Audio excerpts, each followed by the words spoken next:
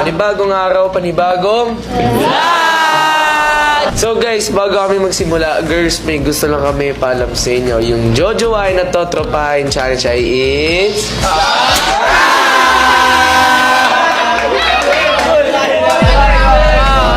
Tsaka pinag-usapan lang naman namin yun para tignan yung mga reaction nyo. At kita-kita ko naman sa mukha nila na talagang galit na galit sila eh, no? Tapos kitang-kita naman talaga na sumakses talaga eh. Kitang-kita naman sa mga mukha yung inisiligaan nila tumabi, no? Kaya girls, chill lang kayo. Prank lang naman yun eh. Ganun ba? Prank lang yun? Girls, edi congrats! Wait lang, tama na yan. Tuloy na tayo sa work natin. Pero syempre guys, bago magsimula ang vlog, huwag natin nakalimutang supportahan ng Rank of Management sa YT Shorts and FB Reels. Huwag nyo na-skip ang ads para happy-happy lang. Yes guys, and gusto rin po namin pasalamatan lahat po ng sumusuporta at patuloy po nanonood ng vlogs namin sa Rancav. At syempre, maraming salamat sa supporters and editors ng Jelsi, pati sa ibang lahat. At huwag nyo na rin kalimutan i-like and share ang post ng Rancav sa mga social media. Siyempre guys, huwag niyo rin po kalimutan iboto Unexpected Love Team. At huwag niyo rin po kalimutan iboto ang love team namin ni Yana na ang Brianna.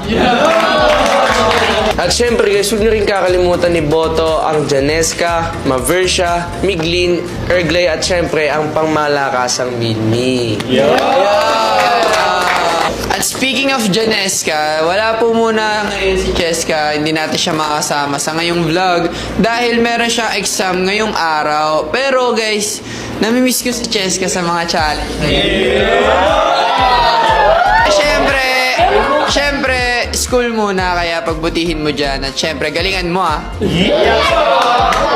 Dahil wala din akong ka-love team, kami muna ni JM ang host ngayong araw. Yan.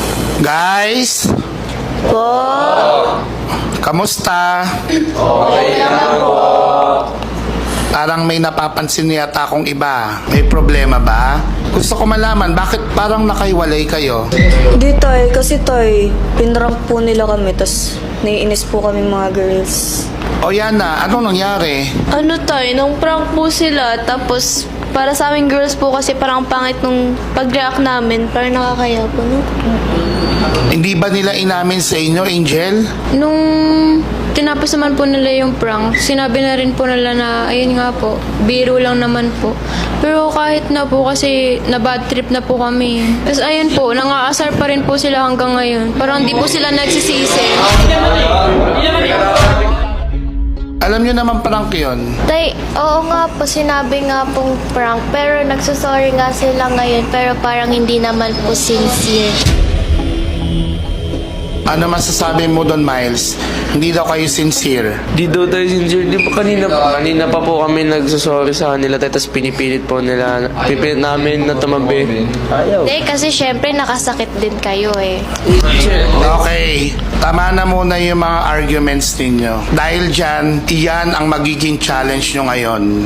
Kayong mga boys, dahil ininis ninyo ang mga girls, ito ngayon ang gagamitin kong opportunity para gumawa kayo ng challenge na suyuin sila.